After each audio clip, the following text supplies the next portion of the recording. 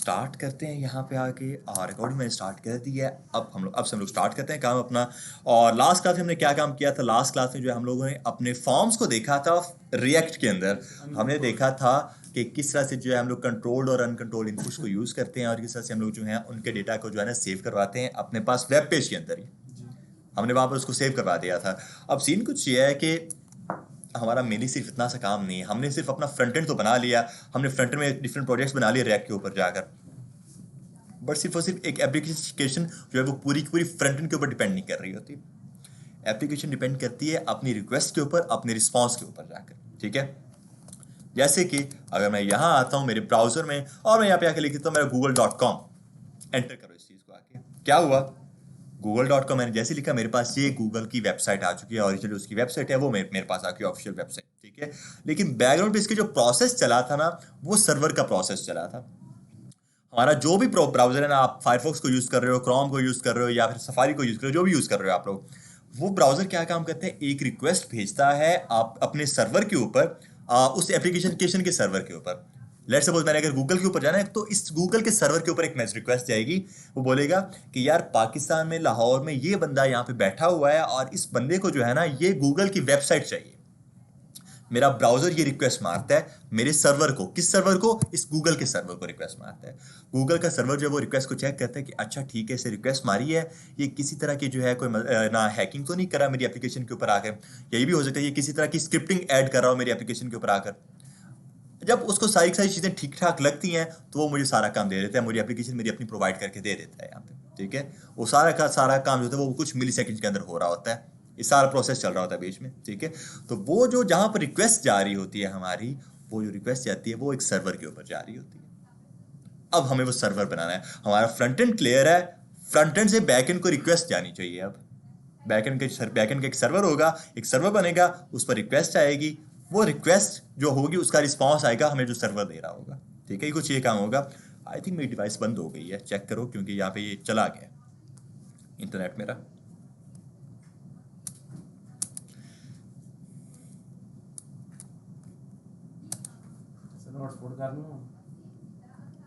एक सेकेंड,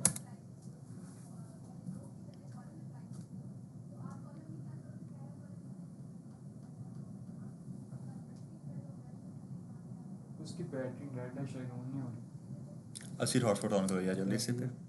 ठीक है, अच्छा जी, क्या सीन है अब यहाँ पे आके हमारे पास? अब यहाँ पे आके हम लोगों ने अपना आज से बैकएंड स्टार्ट करना है। और बैकएंड के अंदर क्या चीज़ है हमारे पास? बैकएंड के अंदर हम लोग यहाँ पे आके जो चीज़ यूज़ कर रहे हैं वो हम लोग यूज़ करें अपने नोड जेएस को। ठीक है, नोड जेएस का हमारे पास सर्वर होगा कौन सा यार?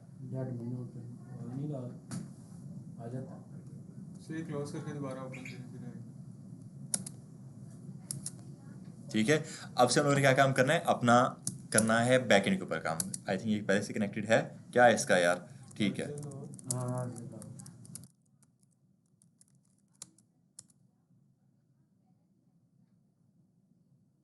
ठीक है, अब आ जाओ ज़रा यहाँ पे। और अब क्या काम करते हैं हम लोग? अब वापस जाके हम लोग वही अपना काम करते हैं। और ये जो है मैं इसको जो है शेयर कर देता हूँ अपनी स्क्रीन सबके साथ। ये चार्जिंग पर लगा देना यार, हो रही है चार्ज? जी। ठीक है, अब आ जाओ जरा इधर। और हम लोगों ने क्या काम किया था लास्ट क्लास के अंदर? अपने रेक्ट का देखा था, बैच हमारा ये 15 आ गया। और इसके अंदर आकर मैं क्या काम करूँगा? ये रेक्ट कोर्स पूरा हमारा जो है ना इसके अंदर पड़ा है, हमारे प्रोजेक्ट्स भी इसी के अंदर है और सारी सारी जो चीज़ें हैं इसके अंदर वो भी हमने इसी के अंदर सारी की हुई हैं। ठीक है, सारे हमारे काम हो चुके हैं। अब मैं क्या काम कर रहा हूँ? अब आके बना रहा हूँ अपना एक बैकएंड का फोल्डर और नोड जेएस के नाम से मैं अपना फोल्डर बना रहा हूँ यहाँ पे आके। ठीक है, नोड जेएस का फोल्डर बनाते हैं यहाँ पे और मैं इसको ऐसे ख़त्म करते हैं। मैं अपने टर्मिनल के थ्रू सारा काम करता हूँ यहाँ पे आके, cmd और एक डायरेक्टरी बनाते हैं यहाँ पे आके, mkdir करते हैं यहाँ पे आके। mkdir करो और मेरा नोड जेएस करो, एंटर करो। मेरा ये फोल्डर बन गया नोड जेएस का। cd करके मैं नोड जेएस के अंदर जा रहा हूँ, यहाँ पे आ गया। क्लियर करो इस चीज़ को, cls करते हैं। उसके बाद क्या काम करते हैं? उसके बाद अगर हमें कोई अपनी फाइल जनरेट करनी है इस नोड जेएस के फोल्डर के अंदर, हम लोग क्या काम करते हैं? टच करते हैं उसको। हम लोग करते हैं टच करो मेरी index.js को, तो क्या होगा? मेरी एक फाइल बन जाएगी index.js के नाम से इस फोल्डर के अंदर, नोड.js के फोल्डर के अंदर। और मैं क्या काम करूंगा? इसी फोल्डर को अपने VS कोड के अंदर ओपन करूंगा। किस तरह से? कोड स्पेस डॉट, एंटर करो, मेरा VS कोड के अंदर ये ओपन हो जाएगा कुछ इस तरह से। कमांड्स मैंने बताई हुई। ठीक है, चलें जी, तो ये देखो मैंने जो फाइल बनाई थी कमांड के थ्रू वो भी आ चुकी है इंडेक्स डॉट जेएस, और ये सारा का सारा काम हो गया है। अब जरा जो है ना मैं थोड़ा सा नोड जेएस की थ्योरी के बारे में बात करना चाह रहा हूँ कि यार ये नोड जेएस जो चीज़ है वो चीज़ क्या है हमारे पास। अब जो नोड जेएस है ना हमारे पास, नोड जेएस एक तरह का कह लो कि रन टाइम है हमारे पास। रन टाइम क्या होता है? रन टाइम होता है हमारे पास जिसके थ्रू जो है ना आप अपनी रिक्वेस्ट चेक करते हो, उसका रिस्पॉन्स देते हो, ठीक है। जो आपका नोड जेएस बनाया गया ना वो मेनली बनाया गया है आपका सी प्लस प्लस के ऊपर। सी प्लस प्लस जो लैंग्वेज है ना आपकी, उसके ऊपर आपका ये नोट जिस बनाया गया था। और जहाँ पे बात आ जाती है सी प्लस प्लस की, उसका मतलब ये है कि वो फास्ट है। मतलब सी एस एस हम लोग सी प्लस प्लस हम लोग यूज़ करते हैं हमारी एप्लीकेशन की फास्ट के लिए, उसकी स्पीड के लिए हम लोग यूज़ करते हैं। तो जो नोट जैसे उसको उन्होंने C S S C plus plus के ऊपर बनाया था, ठीक है, इसीलिए ये फास्ट होता है हमारे पास। अगर आप डिफरेंट स्टैक को यूज़ करते हो, सभी स्टैक के अंदर आपका मन जरूर आ जाता है, नोड जैसे जरूर आ जाता है। अगर आप मन स्टैक को चूज करते हो, यहाँ पे भी आपका नोड जैसा आ रहा है।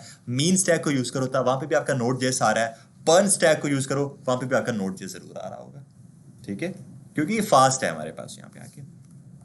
अब हम लोग क्या काम करते हैं, मैं आपको जो है ना इसकी कुछ जो है दिखाना चाह रहा हूँ यहाँ पे।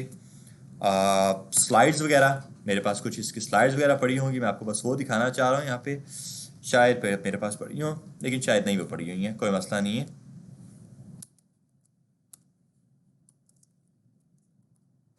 इसी को वापस ओपन करते हैं। अब देखो सीन कुछ ये है हमारे पास यहाँ पे, जब ये रिक्वेस्ट चेक करता है ना हमारे पास नोड जैसे हमारी जब रिक्वेस्ट चेक करता है, उसका रिस्पॉन्स ये देता किस बेसिस पर है। रिक्वेस्ट हमें नहीं पता कि रिक्वेस्ट किस फॉर्म में जा रही होती है हमारी। हम लोग तो ऐसे google.com लिख देते हैं, हमें पता नहीं कि वो रिक्वेस्ट किस फॉर्म में जा रही होती है हमारी। वो जिस फॉर्म में जाए उसका रिस्पॉन्स हमेशा आता है हमें HTML, CSS और जावास्क्रिप्ट के फॉर्म में, हमेशा। आप कोई भी अपनी लैंग्वेज, कोई भी अपनी एप्लीकेशन उठाकर देख लो, ये आपकी अगर एक एप्लीकेशन है इसके अंदर आपकी जावास्क्रिप्ट यूज हो रही होगी, जरूर हो रही होगी। कोई भी एप्लीकेशन है उसके अंदर आपकी HTML, CSS और जावास्क्रिप्ट जरूर यूज हो रही होगी। अब कुछ डेवलपर्स जो हैं वो फ्रंट एंड में अपनी JS को यूज कर लेते हैं, जावास्क्रिप्ट को। कुछ जो होते हैं वो फ्रंट एंड में, इस फ्रंट एंड में तो इसको यूज करना जरूरी है, पर कुछ बैक एंड में भी इसको यूज करते हैं जावास्क्रिप्ट को, जैसे हम लोग हैं। हम लोग इसको बैकएंड में भी यूज करने वाले हैं, ठीक है, जावास्क्रिप्ट को। बट कुछ डेवलपर्स जो हैं वो बैकएंड में PHP को यूज करते हैं। कुछ डेवलपर्स बैकएंड में पाइथन को यूज करते हैं। जावा को भी यूज किया जाता है इसके अंदर, बैकएंड के अंदर ही, ठीक है। बट क्यों इसी को प्रेफर किया जाता है ज़्यादा, जावास्क्रिप्ट को ही? इसलिए प्रेफर किया जाता है कि आपको सिर्फ एक लैंग्वेज सीखनी है और उस एक लैंग्वेज के अंदर ही आपको फ्रंट एंड और बैक एंड दोनों कवर मिलेगा आपका। आपको फ्रंट एंड में जावास्क्रिप्ट यूज तो करनी मस्ट है, क्योंकि आपको जो है ना इवेंट्स चलाने हैं। क्लिक किया इवेंट है, राइट क्लिक किया एक इवेंट है, माउस मूव कर रहा हूं, ये मेरा एक तरह का इवेंट है। मुझे इवेंट्स पे अगर मेरे चलाने हैं ना तो मुझे अपनी जावास्क्रिप्ट को यूज करना ही पड़ेगा। जावास्क्रिप्ट जो है मेरी बैकएंड में मेरे पास ऑप्शन है कि मैं यूज कर सकता हूँ पाइथन, PHP, दूसरी चीजें जो भी फ्लास्क हो गया, जैंगो, इस तरह के फ्रेमवर्क्स मैं यूज कर सकता हूँ वहाँ पे जाके। बट फ्रंट एंड के लिए मेरे लिए मस्ट है, मैं JS को यूज करूंगा। बट हम लोगों का क्या सीन है यहाँ पे आके, मर्ज स्टैक के अंदर फ्रंट एंड बैक एंड दोनों के अंदर हमारी JS ही यूज हो सकती है। तो एक ही लैंग्वेज के अंदर सारे काम हो रहे हैं हमारे। हमारी डेटाबेस के जो लॉजिक होंगे वो भी सिंटैक्स यही होगा, JS का ही लॉजिक चल रहा होगा हमारे पास वहाँ पे जाके, ठीक है। अब जरा हम लोग क्या काम करते हैं, इसी के ऊपर आकर थोड़ा सा कोड स्टार्ट कर देते हैं। यहाँ आऊँगा मैंने बस अपनी एक फाइल बनाई है index.js के नाम से। और आप इस index.js की फाइल, और एक और चीज़ याद रखना, आप लोगों का नोड जैसे इंस्टॉल होना चाहिए, और ये आप लोगों का इंस्टॉल होगा क्योंकि आपने रिएक्ट पर काम किया हुआ है। अगर आपने रिएक्ट पर काम किया तो आपका नोड जेएस इंस्टॉल होना चाहिए, क्योंकि मैंने पहले बताया हुआ है। आप लोग जाओगे node.js.org की ऑफिशियल वेबसाइट के ऊपर, यहाँ पर, और यहाँ पे आपने क्लिक करके इसको इंस्टॉल डाउनलोड कर लेना है। इसका इंस्टॉलेशन भी बिल्कुल सेम है, नेक्स्ट करो, और बस वो एक चेक बॉक्स आता है इंस्टॉल द नेसेसरी टूल्स का, उसको चेक बॉक्स कर देना और बस आपका पूरा प्रॉपर इंस्टॉल हो जाएगा। इसके बगैर आपका ये काम हो नहीं सकता। अब यहाँ पर जो है ना, जो हमारा फ्रंट एंड के लॉजिक थे ना रिएक्ट के अंदर आकर, वो सारे लॉजिक्स जो हैं वो यहाँ पर भी इंप्लीमेंट होते हैं। यहाँ पर वो इंप्लीमेंट किस तरह से होते हैं, हमने अपना वो देखा था, एक नोड मॉड्यूल्स वाला फोल्डर होता था हमारे पास, जिसके अंदर कोई हमारे पास 700-800 फोल्डर्स होते थे, ऐसे ही है ना। हम लोग उसको डिलीट करते थे, वो वापस आ सकता था कैसे, npm इंस्टॉल कमांड डालते थे तो वो वापस आ जाता था हमारे पास। ऐसी है हमारे पास वहाँ पर ये चीज़ होती थी, एक पैकेज और जेसन की फाइल होती थी, एक पैकेज माइनस लॉक्ड और जेसन की फाइल होती थी, उसके बाद नोड मॉड्यूल्स, मेनली ये फाइल होती थी हमारे पास यहाँ पे, और फिर एक SRC का फोल्डर होता था जिसके अंदर हमारा सारा फ्रंट एंड पड़ा होता था। यहाँ पे भी कुछ उसी तरह का सीन होने वाला है। हमारे पास नोड मॉड्यूल्स होने वाले हैं, हमारे पास हमारा पैकेज और जेसन होने वाली है, और हमारे पास जो है हमारा वो भी होने वाला है पैकेज माइनस लॉक्ड और जेसन। फ्रंट एंड के अंदर हम लोग क्या काम करते थे, अपनी कमांड ऐड कर रहे थे, npx create react app और आगे अपनी एप्लीकेशन का नाम, उससे क्या होता था, पूरी की पूरी हमारी जो एप्लीकेशन है प्रॉपर वो बन जाती थी। ऐसे ही है। और उसी एप्लीकेशन के अंदर वो बाय डिफॉल्ट खुद नोड मॉड्यूल्स, पैकेज और जेसन सब कुछ खुद बना कर देता है। अब यहाँ पर जो सीन है ना, यहाँ पर मुझे उसको खुद थोड़ा जनरेट करना पड़ेगा सभी चीज़ों को। आप लोग जो हो, आप लोग अपनी उस रिएक्ट को ही खुद बना भी सकते हो। अगर आप लोग अपनी उस रिएक्ट के लिए भी वो npx create react ऐप की कमांड जो है वो यूज़ ना करो, आप खुद मैनुअली सारा बनाना चाहो, आप लोग वो बना सकते हो। आपको वो बता दूं, यहाँ पे आओ, राइट क्लिक करो और इसको मैं न्यू फोल्डर जनरेट करो अपना, मैनुअल रिएक्ट, सही है, या कस्टम रिएक्ट इसका नाम रखते हैं, कस्टम रिएक्ट, और एंटर करो। वापस मैं अपना एक CMD ओपन कर रहा हूँ कुछ इस तरह से। अब यहाँ पे आके पता है क्या सीन है, यहाँ पे आके आप अपना पूरा का पूरा जो स्ट्रक्चर वो खुद बना सकते हो स्ट्रक्चर अपना। तो उस स्ट्रक्चर के लिए क्या चीज़ इंपॉर्टेंट है, पैकेज डॉट जेसन की एक फाइल होती थी। हमें पता है यार कि पैकेज डॉट जेसन की जो फाइल होती थी उसके अंदर जो भी डिपेंडेंसीज होती हैं उन्हीं के पैकेजेस नोड मॉड्यूल्स के अंदर इंस्टॉल होते हैं। ऐसे ही है ना, लाइक पैकेज और जैसे अंदर हमारे पास जो भी डिपेंडेंसीज पड़ी हैं, जो भी वहाँ पर उनके नाम लिखे हुए हैं, उन्हीं के फोल्डर्स ऐड होंगे मेरे नोड मॉड्यूल्स वाले फोल्डर के अंदर। तो इसका ये मतलब है कि पैकेज डॉट जेसन जो मेरी फाइल है, पैकेज डॉट जेसन, वो सबसे इंपॉर्टेंट है मेरे लिए इस टाइम पे आके। मुझे सबसे पहले अपनी वो फाइल जनरेट करनी होती है यहाँ पे। तो वो फाइल हम लोग किस तरह से जनरेट करते हैं, ये मैं आपको रिएक्ट का बता रहा हूँ कि रिएक्ट में आप कस्टम किस तरह से बना सकते हो। मैं वो कमांड यूज नहीं कर रहा npx क्रिएट रिएक्ट ऐप की, मैं कस्टम रिएक्ट बना रहा हूँ सारी अपनी। किस तरह से मैं करता हूँ, npm init। npm init का मतलब होता है npm इनिशियलाइज कर रहा है इस चीज को। इनिशियलाइज किस तरह से कर रहा है, पैकेज डॉट जेसन के थ्रू। उसके पैकेज डॉट जेसन के अंदर हमारे पास चीजें क्या क्या होती थी, पूरा का पूरा हमारे पास जो प्रोजेक्ट है उसका सारा इन्फॉर्मेशन होती थी हमारे पास। ऐसे ही है ना पैकेज डॉट जेसन के अंदर। तो npm init से क्या होता है, वो इनिशियलाइज हो रही है, वही फाइल बनेगी। अगर मैं ये करके एंटर करता हूँ ना, मुझसे कुछ क्वेश्चंस पूछता है। ये पूछेगा मेरे पैकेज का नाम क्या है। अगर मैं बाय डिफॉल्ट रखना चाह रहा हूँ कस्टम रिएक्ट में एंटर कर दूंगा, वर्जन एंटर कर देते हैं, डिस्क्रिप्शन ठीक है मैं लिख देता हूँ अबाउट कस्टम रिएक्ट, सही है, और एंटर। उसके बाद एंट्री पॉइंट ठीक है, इंडेक्स डॉट जेएस दे दो। अटैच कमांड जरूरत नहीं है, गिट रिपोजिटरी जरूरत नहीं है इसकी फिलहाल। कीवर्ड्स, कीवर्ड्स के लिए मैं इसको दे देता हूँ नोड जेएस को मैं ऐड कर देता हूँ, नोड जेएस, सही है, एंटर करते हैं। ऑथर इसका मैं कर देता हूँ हारिस, सही है, एंटर करते हैं। लाइसेंस MIT कर देते हैं। और ये सारी की सारी मैंने इन्फॉर्मेशन दे दी यहाँ पे आके। उसके बाद क्या हुआ, इज दिस ओके वो पूछेगा, मैं करूंगा ये जैसे ही यस, मेरा वाई कर दिया, यस के एंटर करूंगा, आप लोग चेक करोगे पीछे एक पैकेज और जेसन की फाइल बन गई है, जी बन गई पैकेज और जेसन की फाइल। अगर मैं अब इस कोड को जो है, इस फोल्डर को VS कोड के अंदर ओपन कर रहा हूँ, कोड स्पेस डॉट मैंने लिखा है, मैं इसको ओपन कर रहा हूँ मेरे VS कोड के अंदर आकर, एंटर करो इस चीज को, ठीक है। तो यहाँ पे आप लोग चेक करोगे मेरी पैकेज और जेसन की एक फाइल बन चुकी है यहाँ पे, कुछ इस तरह से पैकेज और जेसन। तो मेरी वो जो मेन फाइल है वो तो यहाँ पे आके जनरेट हो चुकी है। क्लिक करो, इसके अंदर वो सारी सारी चीजें, सारी सारी इन्फॉर्मेशन पड़ी है जो कि मैंने अभी वहां पर ऐड की है। जो मैंने क्वेश्चंस के आंसर किए हैं वो यहाँ पे सारे पड़े हुए हैं। Author, license, keyword, command, test होगी, और मेन मैंने डाला था, अपना डिस्क्रिप्शन डाली थी, वर्जन और नेम, सब चीजें ऐड हो गई यहाँ पे आके। अब मैं क्या काम करता हूँ, अब वापस आता हूँ यहाँ पे, इसको बंद कर देते हैं और सिर्फ एक ही अपना टर्मिनल खोलते हैं। और इसके बाद थोड़ा सा जो है ना छोटा भी कर रहा हूँ क्योंकि मैं इसको साइड बाय साइड रखना चाह रहा हूँ।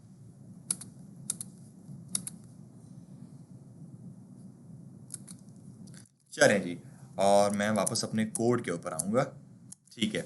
अब यहाँ पे आओ, और हमें पता है कि हम लोग अपने पैकेजेस को किस तरह से इंस्टॉल करते हैं, इधर आकर टर्मिनल के अंदर आकर npm इंस्टॉल, ठीक है। अगर मुझे बूटस्ट्रैप को इंस्टॉल करना है, मैं लिखूंगा npm install bootstrap react bootstrap. अगर मुझे कोई और पैकेज इंस्टॉल करना है, जैसे रिएक्ट राउटर डॉम की लाइब्रेरी थी, अगर मुझे वो इंस्टॉल करनी है, मैं लिखता हूँ npm install react router DOM, ऐसे ही है।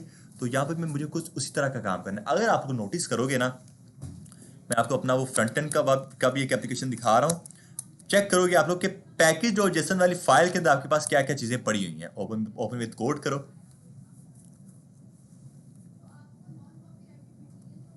इधर आया, मैं इसको खत्म करते हैं, पैकेज और जेसन के अंदर जाओ। अब यहाँ पे चेक करो, वही सारी सारी चीजें हैं जो कि मैंने ऐड की हैं, मैनुअली मैंने ऐड की हैं इसको, ठीक है। अब यहाँ पे आओ, ये स्क्रिप्ट उसने ऐड की है, सारी चीजें ऐड है। जो डिपेंडेंसीज एक चीज है ना, हमें ये सारी चीजें इंस्टॉल करनी है, ये डिपेंडेंसीज वाली। मैं लिखूंगा npm इंस्टॉल करो मेरे रिएक्ट को, npm इंस्टॉल करो मेरे रिएक्ट डॉम को, रिएक्ट स्क्रिप्ट्स को, वेब वाइटल्स को, सबको इंस्टॉल करूंगा एक एक करके। तो मेरी नॉर्मल मॉड्यूल्स ऐड हो जाएंगे मेरे पास मेरे एक package minus log dot JSON की फाइल ऐड हो जाएगी, और पूरा मेरा ये स्ट्रक्चर वैसे बन जाएगा। बाकी आगे जाके मैं अपना वही SRC का फोल्डर बना दूंगा और पब्लिक का फोल्डर बना दूंगा, वो तो मैं खुद ही बना सकता हूँ वैसे, ठीक है। बट इस तरह से क्या होता है, हम लोग मैनुअली टाइप कर सकते हैं, मैनुअली काम कर सकते हैं, पूरी अपनी मैनुअली एप्लीकेशन बना सकते हैं रिएक्ट के थ्रू। वो सिर्फ एक फीचर था कि आप एक कमांड ऐड करो तो पूरी आपकी एप्लीकेशन बन जाती है, ठीक है। यहाँ आऊँगा मैं और मैं ये सारी चीज़ें इंस्टॉल करूँगा मेरे नोड जेएस के अंदर कर रहा हूँ। मैं करूँगा अगर npm इंस्टॉल करो इस चीज़ को, किसको, मेरे रिएक्ट को, उसके बाद मेरे रिएक्ट माइनस डॉम को, उसके बाद मेरे react minus scripts, spell same होने चाहिए बस, यही है। उसके बाद मेरे web minus vitals. Web vitals हमारे पास ये हमारी जो वेबसाइट होती है ना, उसके अंदर हमने एक चीज़ देखी थी, बाय डिफॉल्ट हमारी index.js की फाइल के अंदर ये चीज़ पड़ी हुई थी, रिपोर्ट वेब वाइटल्स के नाम से, ठीक है। मेरी हमारी रिपोर्टिंग के लिए होता है, अगर हमने इसको स्ट्रिक्ट मोड इसका ऐड करना हो तो वो रिपोर्ट करा होता है उस चीज़ को, स्ट्रिक्ट मोड बाय डिफॉल्ट लगा होता है हमारा इसके अंदर, ठीक है। एंटर करो इस चीज़ को।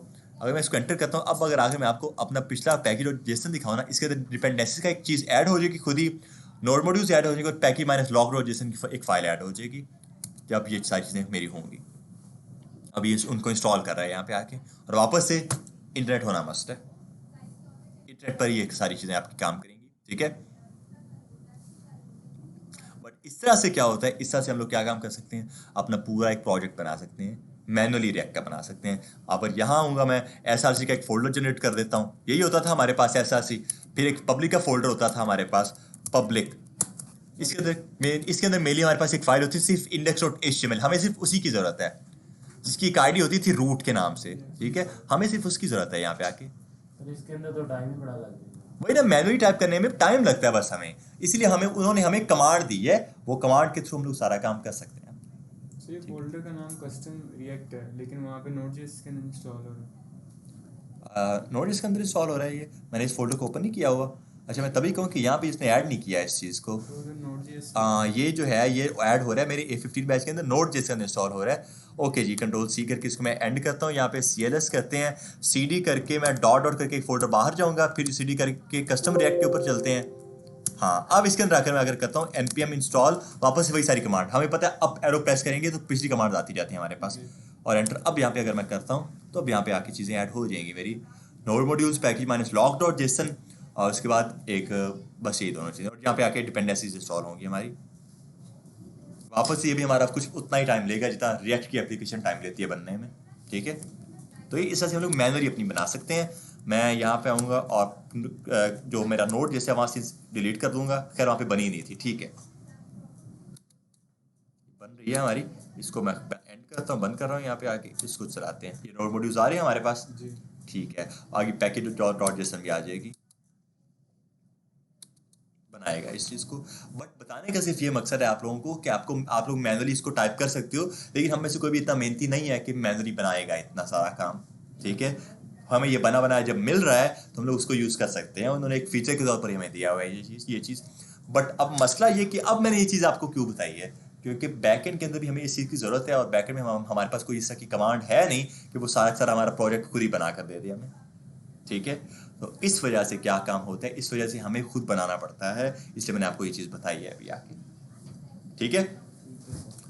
इतना सा काम हो गया हमारे पास यहाँ पे आके। इसको मैं जो है ना एंड कर रहा हूँ, मुझे इसकी ज़रूरत है ही नहीं, इसको मैं ख़त्म कर देता हूँ। यहाँ पे आके मेरे नोड मॉड्यूल्स जो हैं मैं इनको भी ख़त्म, ये देखो कुछ फोल्डर्स आ गया मेरे पास, सारे तकरीबन आ ही गए होंगे। सो डिपेंडेंस नहीं है अभी वो भी आ जाई थी, मैंने पूरा इंस्टॉल नहीं होने दिया उसको, ठीक है। इसको डिलीट कर दूंगा मैं, क्योंकि मुझे इसकी ज़रूरत ही नहीं है, मैं बल्कि इस पूरे फोल्डर को डिलीट करूँगा, कस्टम रिएक्ट को, ठीक है। कस्टम रिएक्ट को डिलीट कर दो। तो अब आओ वापस अपने नोड जेस के ऊपर ही। यहाँ पे हमारे पास क्या चीज़ है, वही एक index.js की फाइल जो मैंने अपनी कमांड के थ्रू बनाई है। यहाँ पर भी मुझे क्या काम करना है, यहाँ पर भी मुझे कुछ उसी तरह का काम करना है। पैकेज.json की एक फाइल चाहिए मुझे, उसके अंदर ही मेरी सारी डिपेंडेंसीज होंगी, क्योंकि मैंने अब तक देखे हैं सारे फ्रंट एंड के पैकेजेस, अब मुझे देखने मेरे बैक एंड के पैकेजेस, तो अब उनके ऊपर हमें काम करना है। तो वापस से मैं जाऊँगा, यहाँ पे अपना टर्मिनल ओपन कर सकता हूँ, यहाँ पे सेपरेट टर्मिनल ओपन कर सकता हूँ मैं यहाँ पे, और इसको CLS करते हैं, CLS कर दिया हम लोग यहाँ पे आके। और अब वापस हम लोग क्या काम करते हैं, npm init इनिशियलाइज करने के लिए। और अगर आप लोग बाय डिफॉल्ट सभी कैंसर्स ऐसे ही रखना चाहते हो, जैसे मैंने अभी npm init किया, उससे मेरे से कुछ 5-6 क्वेश्चन कैंसर पूछे मैं बाय डिफॉल्ट कुछ मैंने बाय डिफॉल्ट रख दिए, कुछ मैंने चेंजिंग कर दी। अगर आप चाहते हो कि बाय डिफॉल्ट वैसे सब वो बाय डिफॉल्ट आंसर पकड़ ले सारे, आप npm init -y करते हो, मतलब सभी का यस हो जाएगा बाय डिफॉल्ट, ताकि इस पर टाइम वेस्ट ना हो हमारा। एंटर करो, पैकेज.json की फाइल बनेगी हमारी, और ये सारे वैसे ही ओके हो गए हैं।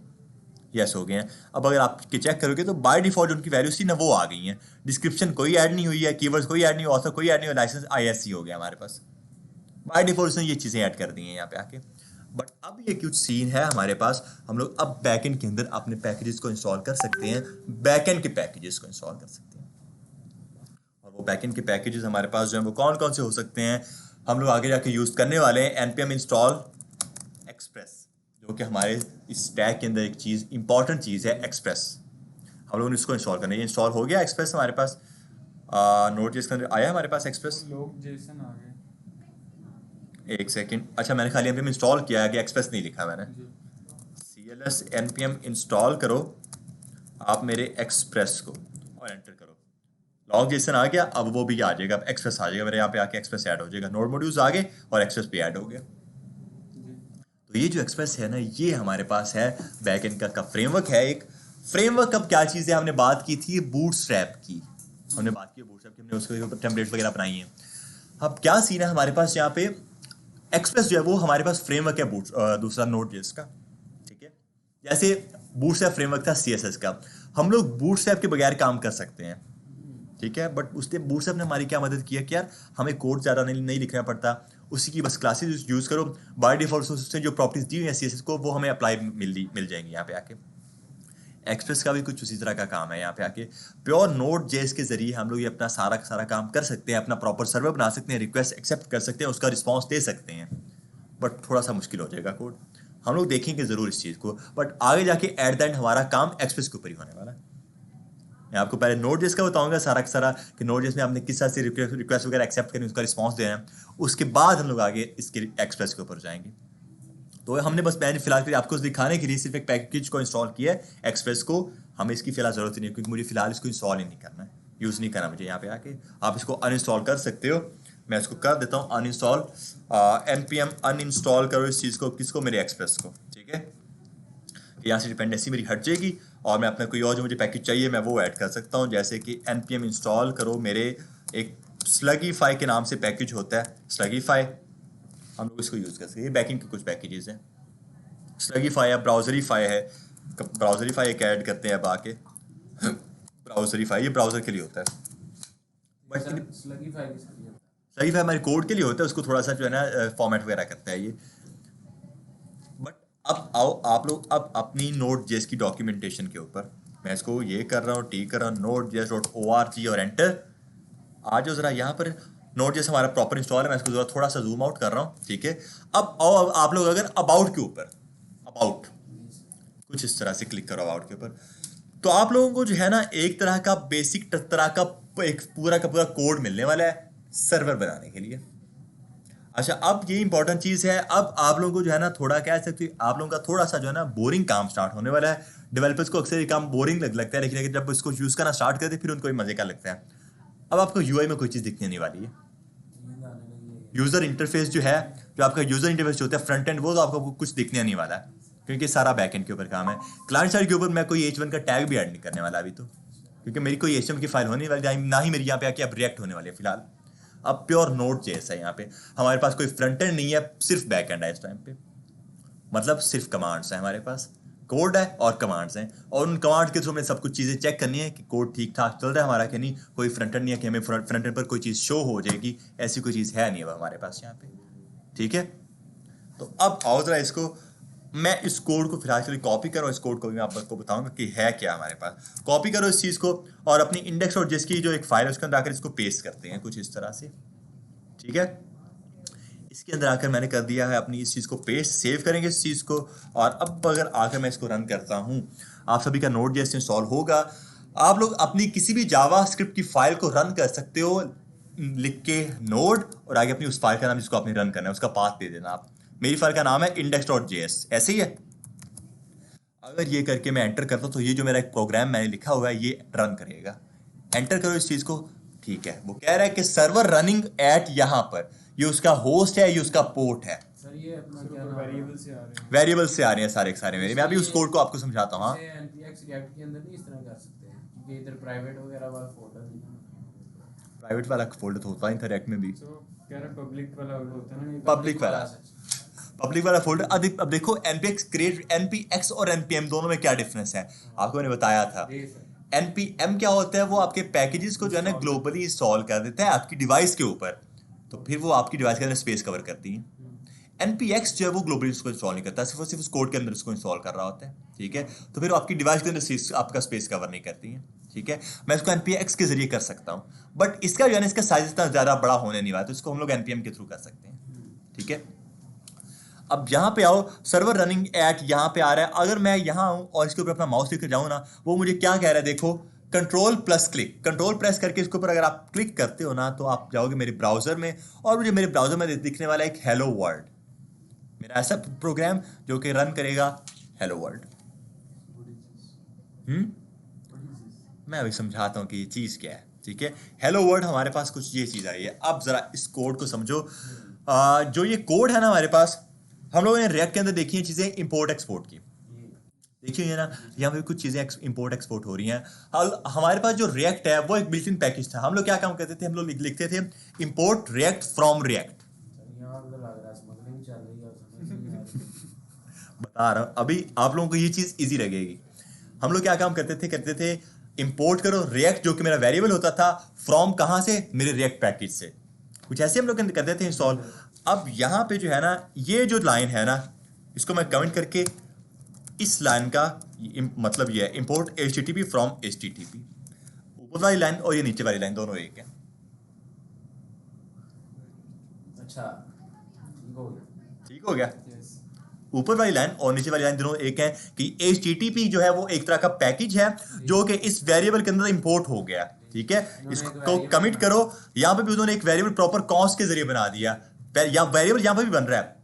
ऑब्वियस है, मैं इसका नाम भी चेंज कर सकता हूँ, http का नाम मैं हारिस रख सकता हूँ यहाँ पे आके, ऊपर भी कर सकते एग्जैक्टली बट ऊपर जो है और तो उन्होंने इसको सीधा कर दिया कि कॉस्ट के जरिए एक वेरिएबल बन रहा है जो कि आ कहाँ से रहा है, वो रिक्वायर कर रहा है मेरे इस पैकेज के थ्रू, http के थ्रू। हैं। अगर यही हम रिएक्ट में लिखें इस तरह तो वो चले नहीं चलेगा। अब उस पर आता मैं क्यों नहीं चलेगा वो। अब ये जो चीज़ है ना, ये वाला जो कोड था, जो आप नोट.जेएस की डॉक्यूमेंटेशन देख रहे हो ना, ये डॉक्यूमेंटेशन थोड़ी सी पुरानी है, ठीक है। अब इस डॉक्यूमेंटेशन के अंदर क्या सीन है, जो वो यूज़ करें कॉमन जेएस को। इसका नाम एक होता है कॉमन जेएस, जिसके अंदर आपका सिंटैक्स कुछ ये होता है, रिक्वायर करता है। ये रिक्वायर हमारे पास एक तरह का बिल्ट इन फंक्शन होता है, ठीक है, जो कि रिक्वायर करता है किसी पैकेज को या फिर किसी आपकी फाइल को भी।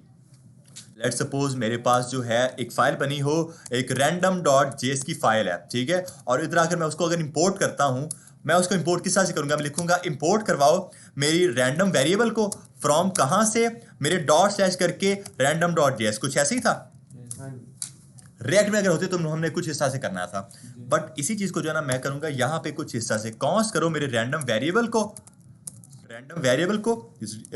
Random is equal to require करो, उसका पाथ में दूंगा, रिक्वायर करो मेरे कहाँ डॉट स्लैश करके index.random.js, कुछ इस तरह इंपोर्ट करते हैं इस पे इंपोर्ट इस तरह से करते हैं, जी।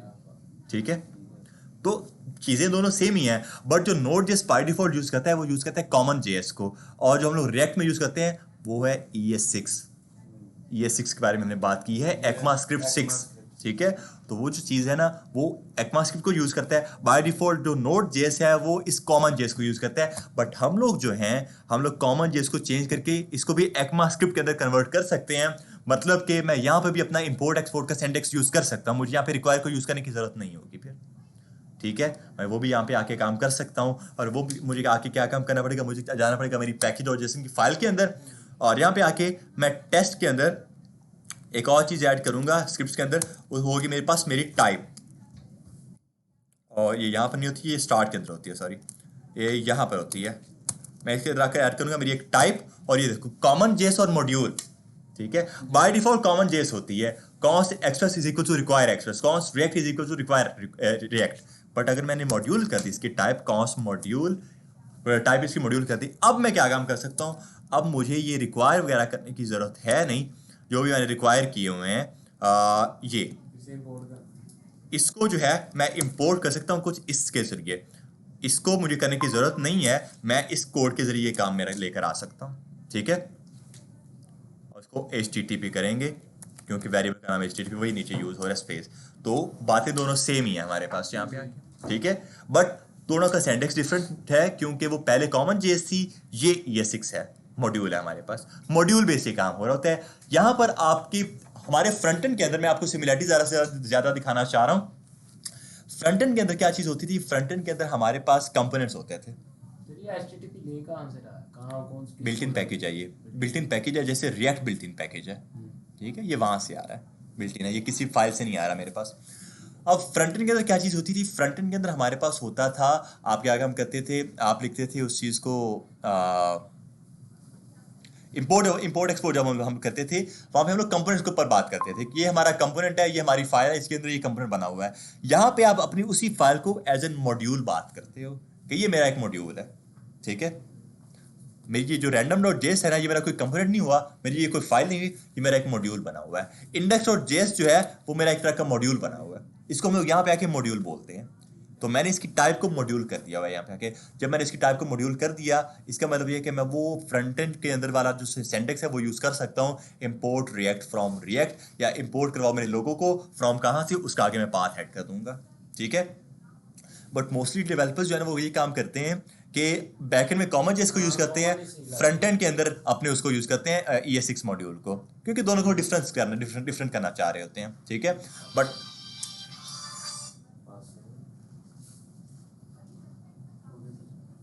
यहाँ पे क्या सीन है, अगर मैंने पैकेट और जेएस के अंदर जाकर इसकी टाइप को मॉड्यूल कर दिया तो मसला मेरे लिए ये होगा कि मैं अब कॉन्स्ट रिक्वायर वाला लॉजिक कहीं पर यूज़ कर ही नहीं सकता। लाइक मैं अब इसको हटा के मैं करूँ कॉन्स्ट मेरा HTTP is equal to require करो मेरे उसी HTTP को, बट अब ये काम नहीं करेगा। इसको मैं दोबारा रन करके आपको अगर दिखाऊं नोड इंडेक्स और ये, तो आपको एरर मिल जाएगा, ठीक है। अब एरर पढ़ लो वापस से, वही चीज़ क्या है, the request module random does not provide an export name default. क्या कह रहा है कि यार वो एक्सपोर्ट तो हो नहीं रही है, आपने रैंडम यहाँ पे आके, अच्छा मैंने रैंडम वो इसका मुझे एरर दे रहा है, रैंडम वाले क्या एरर दे रहा है, मैं इसको एक बार कमेंट कर देता हूँ। फिलहाल के मैं इसको कमेंट कर रहा हूँ और उसके बाद जो है मैं इसको CLS कर रहा हूँ, वापस से इसको ऐड करते हैं, एंटर वापस। अब ये एरर चेक करो, ये आपका वो एरर होगा, हाँ अब ये चीज़ चेक करो, ये एरर पढ़ो, this file is being treated as ES6 module because it has a .js file extension, and ये उसने सारा बात दिया है। आप वो कह रहे हैं कि आपने इसकी टाइप को मॉड्यूल किया हुआ है, बट आप यूज कर रहे हो क्या, कॉमन जेएस, एरर दे देगा। तो इसका ये मतलब है कि अगर मैंने इसकी टाइप को मॉड्यूल कर दिया ना, तो मैं कॉमन जेएस यूज कर ही नहीं सकता इसके अंदर, बाय डिफॉल्ट वो कॉमन होती है, ठीक है। तो अगर मैंने कॉमन जेएस को यूज करना है तो मुझे टाइप को हटाना पड़ेगा, टाइप मॉड्यूल जो है ना वो मैं हटा दूंगा यहाँ पे आके, ठीक है। और अगर मुझे टाइप मॉड्यूल ही यूज करनी है तो फिर मैं कॉमन जेएस को यूज नहीं करूंगा, हर जगह पर जो है मैं इंपोर्ट एक्सपोर्ट को यूज करूंगा, फिर ES6 मॉड्यूल को, ठीक है। ये कुछ बेसिक्स हैं जो कि रटने की जरूरत नहीं है हमें, बट मैं आपको बता रहा हूँ आपकी नॉलेज के लिए बस, ठीक है। अगर हमें अभी से ये चीज़ें समझ आ जाती हैं, आगे जाके फिर हमें मसला नहीं बनेगा इन सब चीज़ों में। आ गई है, चलें जी।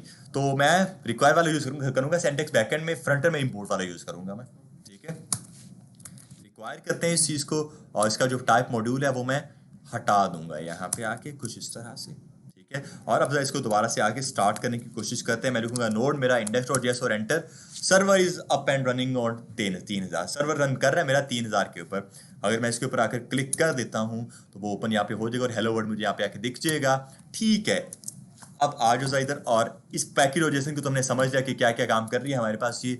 अब आ जाओ इधर, random.js को जो है मैं कर रहा हूँ डिलीट, index.js के ऊपर आओ और अब इसके ऊपर बात करते हैं कि यार ये कोड है क्या हमारे पास यहाँ पे।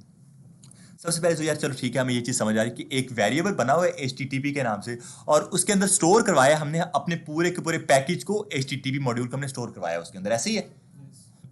किसके थ्रू, रिक्वायर एक बिल्ट इन फंक्शन हमने उसके थ्रू इसको स्टोर करवाया। और हमें इसकी ज़रूरत क्यों है, इस पैकेज की हमें ज़रूरत है क्यों। HTTP का मतलब क्या होता है, हाइपर टेक्स्ट ट्रांसफर प्रोटोकॉल, ठीक है।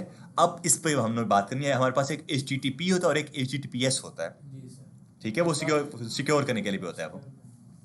अब यहाँ पर क्या सीन है, HTTP की ज़रूरत हमें इसलिए है क्योंकि HTTP का मॉड्यूल ही जो है वही हमारी रिक्वेस्ट को एक्सेप्ट करता है और उसका रिस्पॉन्स देता है हमें। यही है वो बंदा जो कि हमें ये रिस्पॉन्स दे सकता है और कोई नहीं दे सकता।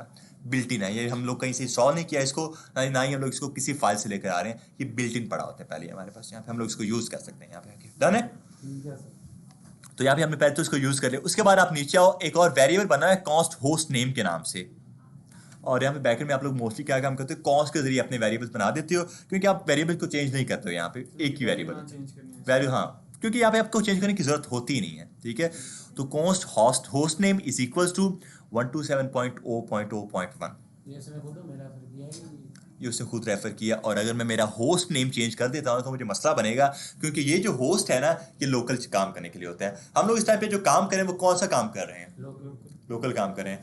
यहाँ पे हम लोग बात करेंगे थोड़ी सी होस्टिंग के बारे में।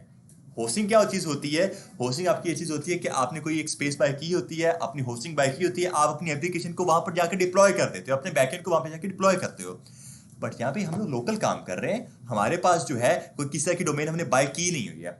जब कोई डोमेन बाय नहीं की तो लोकल जो हमारा होस्ट नेम होता है ना, वो यही होता है 127.0.0.1। इसको चेंज करेंगे तो मसला बनेगा हमारे लिए, क्योंकि लोकल सिर्फ यही है, इसके अलावा और कोई लोकल है नहीं हमारे पास जो हम लोकली चला सकें, ठीक है। ये काम हो गया हमारे पास। उसके बाद आता है हमारे पास एक पोर्ट, और पोर्ट हमने फ्रंट एंड में भी देखा हुआ है। पोर्ट हमारा 3000 के ऊपर हमारा वो फ्रंट एंड की जो एप्लीकेशन थी वो चलती थी, बट यहाँ पे हम लोग अपने पोर्ट को खुद ही स्पेसिफाई कर सकते हैं। फ्रंट एंड में क्या होता था कि अगर एक पोर्ट पहले से चल रहा है तो फिर वो हमें वो सजेस्ट करता था कि आप किसी और पोर्ट के ऊपर इसको चला लो, 3001 या 3002। बट यहाँ पे हम लोग इसको खुद ही सजेस्ट कर सकते हैं, 8000 करना है वो कर दो, ठीक है।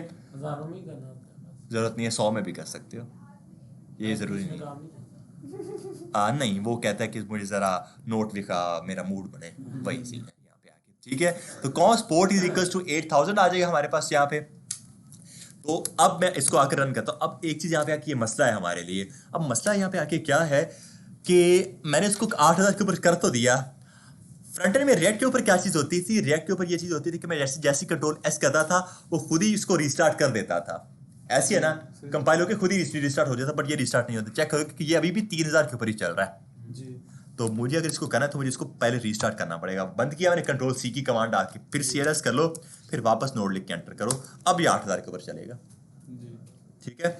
अब आओ ब्राउजर में, और अगर मैं 3000 के ऊपर आकर इसको रिलोड करता हूँ ना, 3000 के ऊपर 127.0.0.1 मेरे ऊपर जो सर्च बार है वहां पे आके कॉलम 3000 है, जो कि गलत बात हो गया, पोर्ट गलत हो गया। रिलोड करो इसको एक बार, आके एरर दे देगा मुझे कि ये this site can't be reached, ठीक है। तो मुझे क्या काम करना पड़ेगा, मुझे आना पड़ेगा 8000 के ऊपर, एंटर।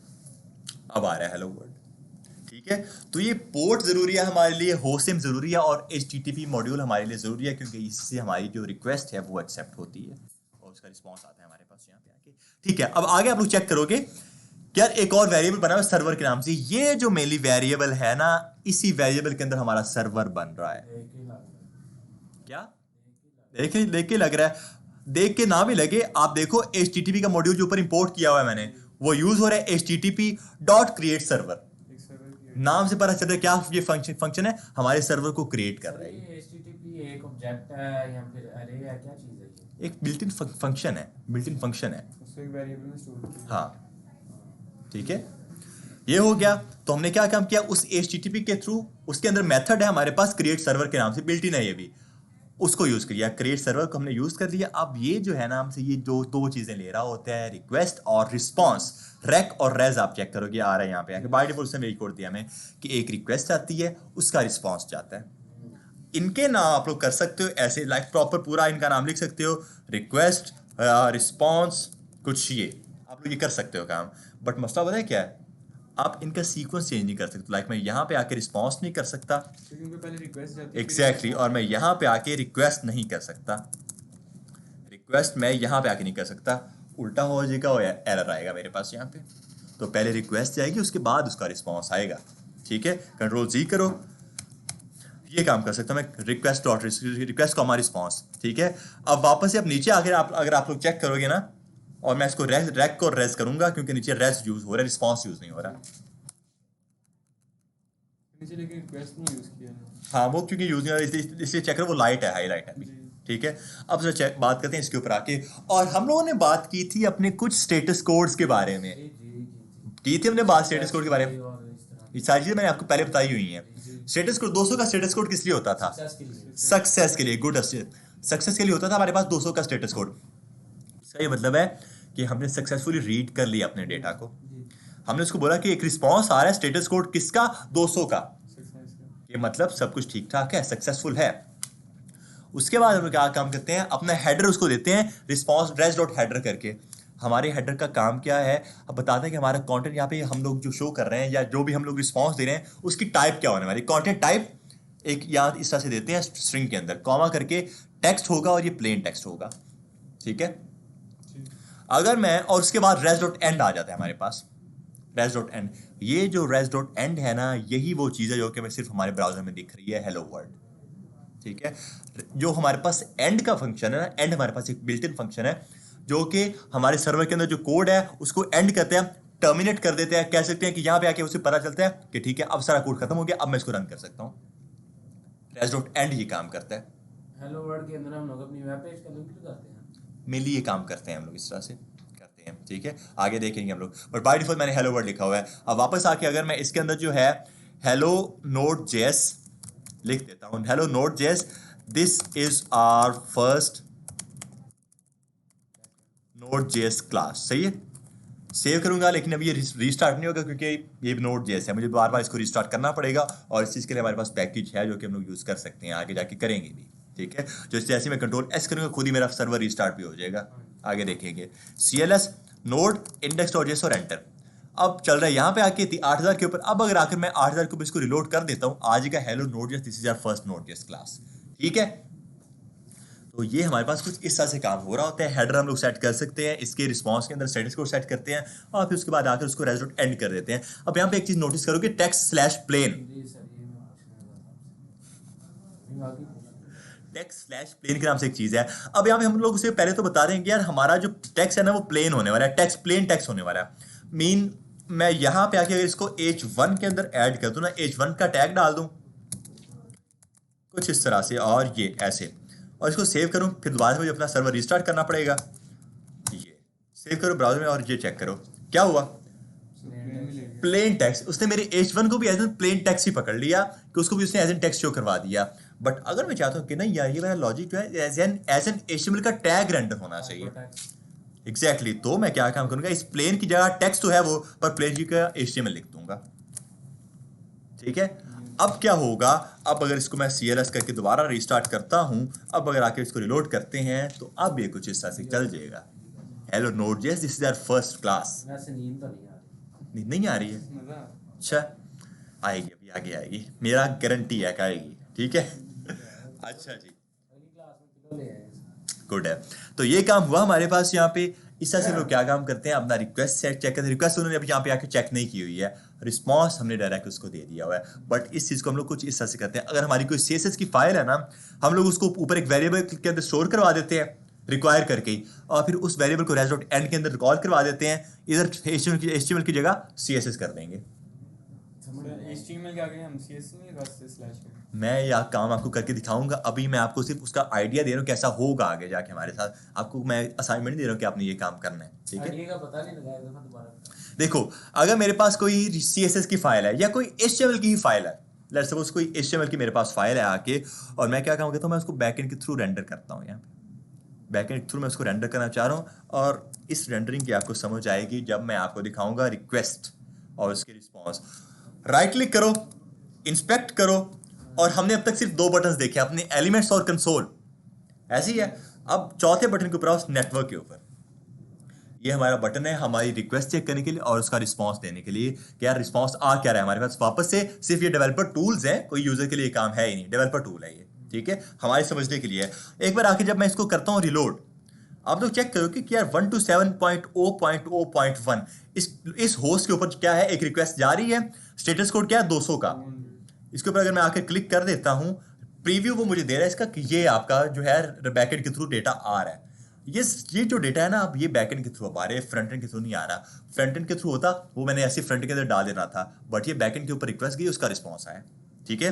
अगर आप हेडर्स के ऊपर चेक करोगे, यहाँ पे चेक करो URL क्या है इसका, वही जो http:// देखो URL होता क्या है। अगर ये लोकल ना चल रहा होता तो हमारा URL कुछ ही होना था, http:// आगे हमारी वेबसाइट का नाम, लेट्स सपोज टूवर्स प्रोजेक्ट हमने किया था एक, http:// tours.com, तो तब हमारा जो URL होना था वो ये होना था।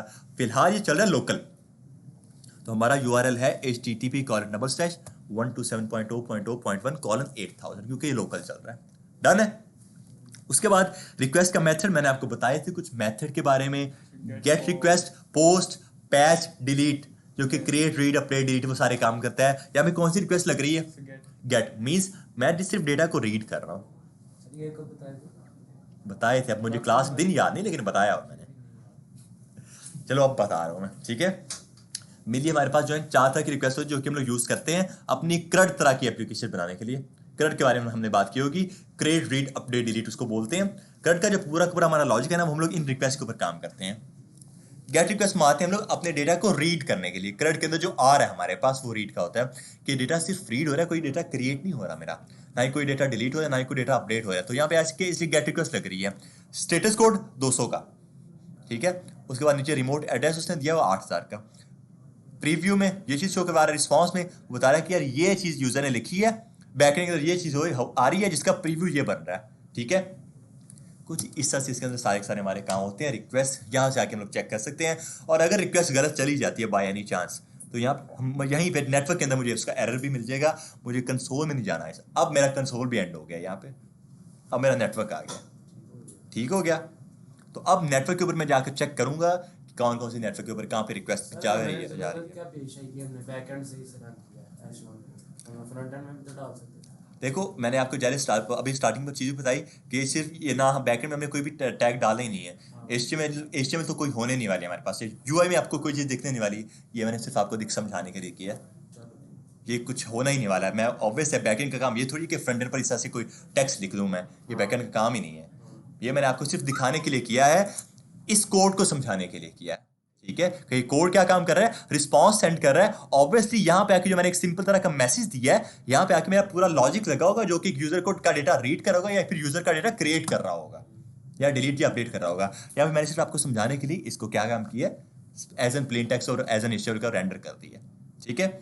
आप लोगों से मैं चाहता हूँ कि आप लोग एक सॉफ्टवेयर को इंस्टॉल करोगे जो कि मेरे पास पहले से है, बट आप लोग इंस्टॉल करोगे, डाउनलोड करोगे,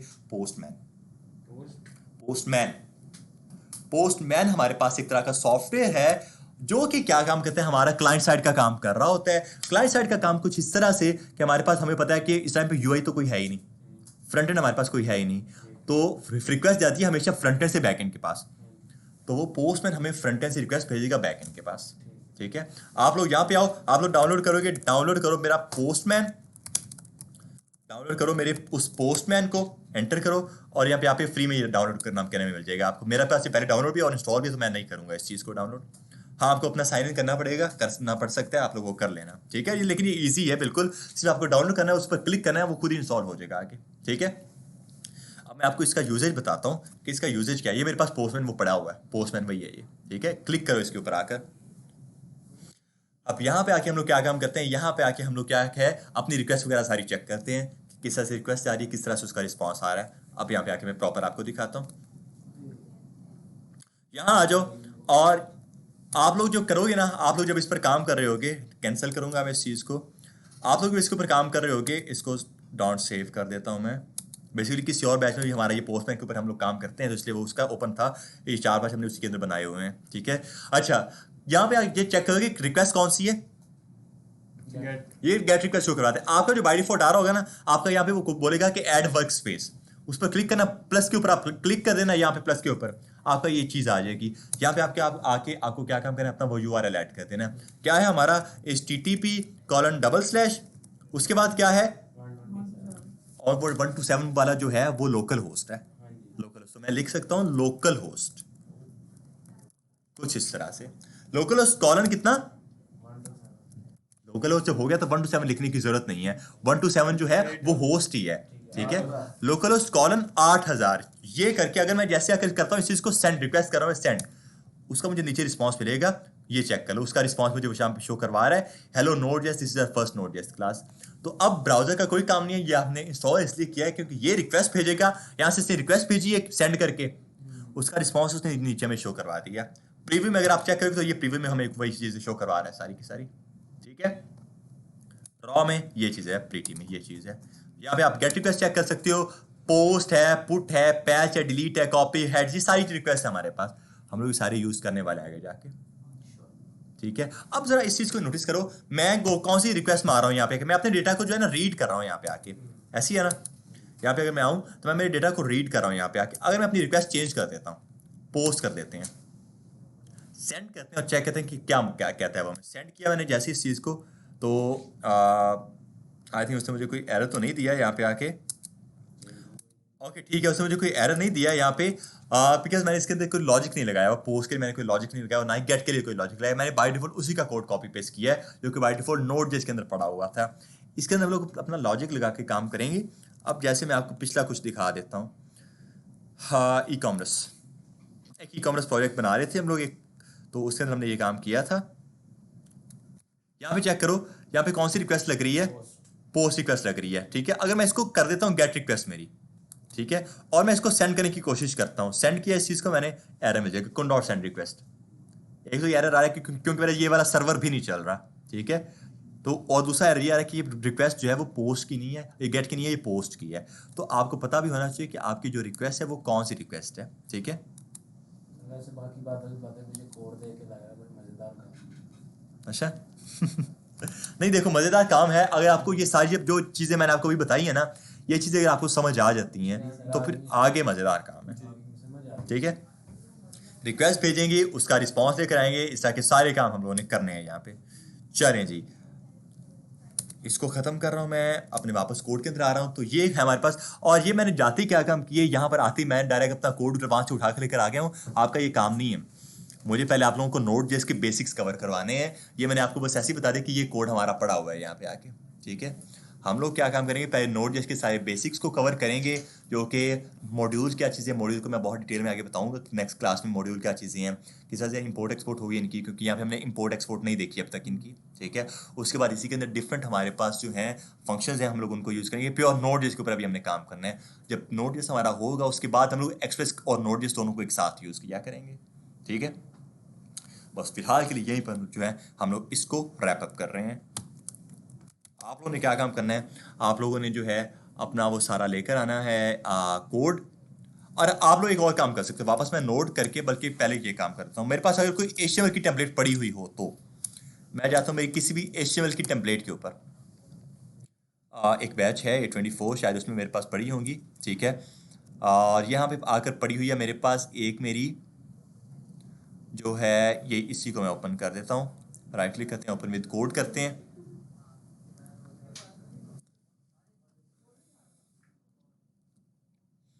राइट क्लिक किया मैंने, ओपन विद कोड किया, इस चीज़ को मैंने आके, अब उसके बाद जो है मैं आऊँगा यहाँ पे फॉर्म.html के ऊपर ही चलते हैं हम लोग यहाँ पे, ठीक है। फॉर्म.html के ऊपर आया हूँ मैं, और मैं Ctrl+A करके Ctrl+C कर रहा हूँ इस चीज़ को, Ctrl+C, और इसको जो है ना मैं कर रहा हूँ बंद वापस से। और इस कोड को जो है ना मैं पता है कहाँ पर पेस्ट करने वाला हूँ, यहाँ पे आके जहाँ पे मैंने लिखा हुआ था H1 hello node.js वगैरह, यहाँ पे जो मैंने लिखा हुआ था इसके अंदर आकर मैं पेस्ट करने वाला हूँ मेरी इस सारे के सारे जो कोड को, कुछ इस तरह से। लेकिन मैं बैकटिक के अंदर पेस्ट करूँगा, बैकटिक के अंदर, ठीक है, कुछ इस तरह से। बहुत बुरा तरीका है ये, पहले बता रहा हूँ मैं, लेकिन फिर भी हम लोग कर रहे हैं। बैकएंड के जरिए अपना फ्रंट एंड रेंडर करने की कोशिश कर रहा हूँ मैं, ठीक है। Ctrl+V करके ऐसे मैं कर रहा हूँ, सेव किया तो ये सारे के सारा मेरे पास वो कोड आ गया, ठीक है। अब अगर आकर res.end के अंदर किया मैंने, चेक कर लो, res.end के अंदर ये सारी चीज़ें हैं। अब आकर दोबारा मैं इसको नोड index.js करता हूँ और एंटर करता हूँ, आ गया ये। और मैं अब आकर दोबारा इसके ऊपर क्लिक करता हूँ, क्लिक किया मैंने इस चीज़ को, ब्राउजर में आया है अगर, तो ये चेक करो। अब जो मेरा ये फ्रंट एंड है ना, ये बैकएंड के ऊपर रिक्वेस्ट जा रही है, उसका रिस्पॉन्स हमें ये फ्रंट एंड मिल रहा है। अब इसको राइट क्लिक करो, इंस्पेक्ट करो, वापस जाओ अपने नेटवर्क के अंदर, और यहाँ पे आके अब आप लोग अगर रिलोड करो इसको एक बार आकर, और इस पर 127.0.0.1 क्लिक करो, चेक करो कि 201 की request, preview, get in touch with us पूरा मुझे शो करवा रहा है। तो अब जो मेरा फ्रंट एंड है ना, बैकएंड के ऊपर रिक्वेस्ट गई है, उसका रिस्पॉन्स जनरेट हो गया है।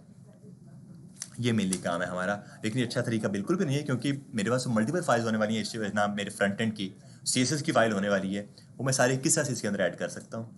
ये सारे काम हमने करने हैं, आगे करेंगे हम लोग, सारे रिक्वेस्ट वगैरह सेंड करेंगे, ठीक है। बट यहाँ पे आपको सिर्फ ये चीज़ दिखा रहा हूँ कि फ्रंट एंड हम लोग इस तरह से रिक्वेस्ट भेजते हैं और फिर उसका रिस्पॉन्स भी देते हैं हमें। डन हो गया यहाँ तक, आगे कोई मसला किसी को क्लियर है? बस डन है। बाकी इंशाल्लाह जो है ना हम लोग नेक्स्ट क्लास में इसको करेंगे, इसके कुछ मॉड्यूल्स हैं हम लोग वो देखेंगे। इसको मैं Ctrl+Z कर रहा हूँ वापस से, ये प्योर नोड जेएस है, एक्सेल को भी हमने हाथ लगाया नहीं, एक्सेल अभी लगाना भी नहीं है, 2-3 हफ्ते प्योर नोड जेस के होंगे हमारे, ठीक है। उसके बाद एक्सप्रेस आएगा हमारे पास। ये कि अगला हफ्ता नोट.जेएस नोड जेस ही है अगला भी, उससे अगला भी, ठीक है। रिएक्ट खत्म नहीं है, मुझे उसको लिंक करना है इसके साथ, ठीक है। अब यहाँ तक हम लोग जो है इस क्लास को जो है बिल्कुल यहाँ पे एंड कर रहा हूँ मैं।